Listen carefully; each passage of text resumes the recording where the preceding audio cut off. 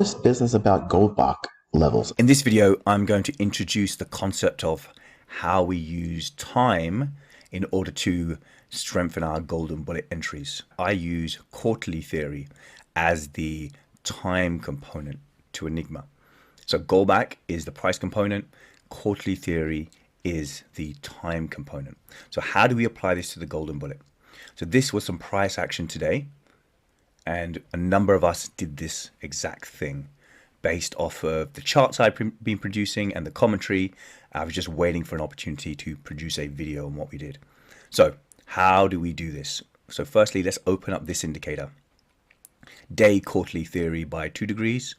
So you'll see that you have the concept of quarters. So gray, red, green, blue, and these are Q1, Q2, Q3, Q4. Now, the quarters can present themselves in two ways. You can either have accumulation, manipulation, distribution, or X, where X is either a continuation of the previous quarter or a reversal. So it would be Q1, Q2, Q3, Q4 mapped to AMDX, or it could be X, AMD. So the key is, for the first quarter's price action, we want to see if it's accumulating. If it's accumulation, then we wait for the manipulation, and that's when we're starting to think about putting on trades. However, if Q1 expands, the next quarter will probably accumulate. We don't want to take trades there. We will wait for the manipulation. Now let's relate this back to Asia. So if Asia accumulates, then London will manipulate and we want to trade. However, if Asia expands, London will accumulate and we don't want to participate in that price action. We'll wait until the manipulation time.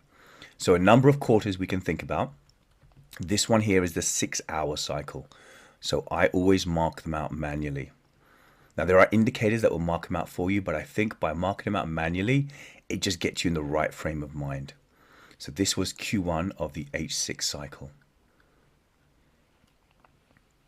Okay, so this is Asia. And then we have the 90-minute cycles. This is what I really focus on. So let's mark out the 90-minute cycles.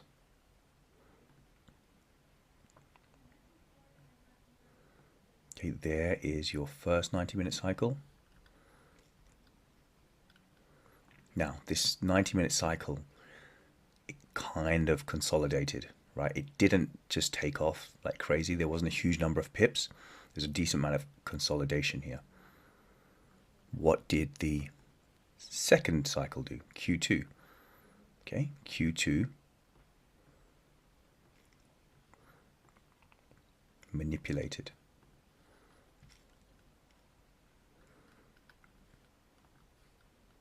After the manipulation, we expect a distribution. So there is the first distribution.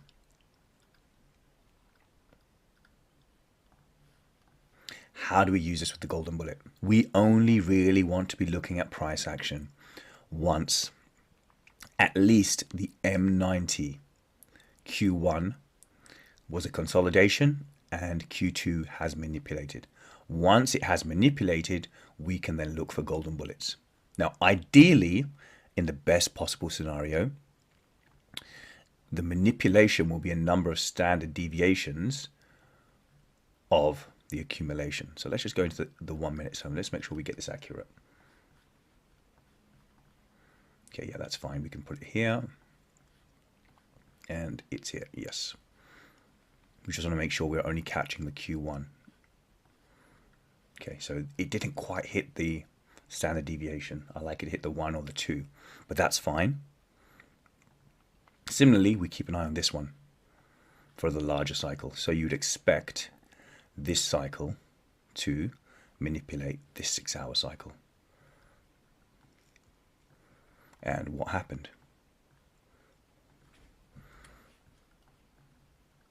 The manipulation happened in the manipulation. Right, so this is the manipulation of the 6-hour, this is the manipulation of the 90-minute. The manipulations happened there. Now you also have microcycles.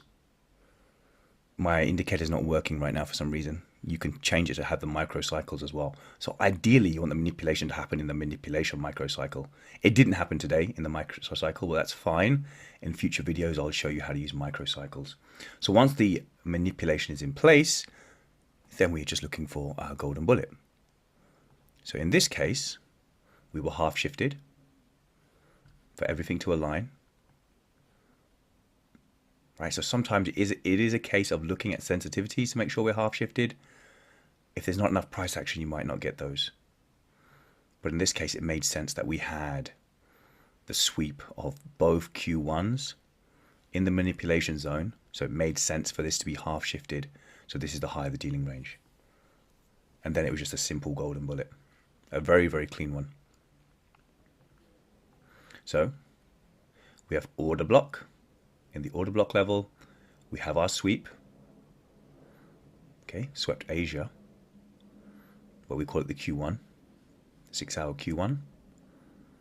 And our entry was after this candle closes, this one here, we have a fair value gap. So to draw this out, this would be your raid. So we have a raid. And we also had a market structure break, so super high probability. It's high probability because of the raid and the market structure break, plus it aligned with the sweep of Q1s and it was in the Q2 cycles. There's your break. And our trade was, so a number of us took this trade.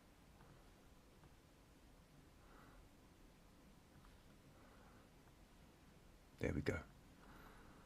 Now, just a little bit of advanced teaching.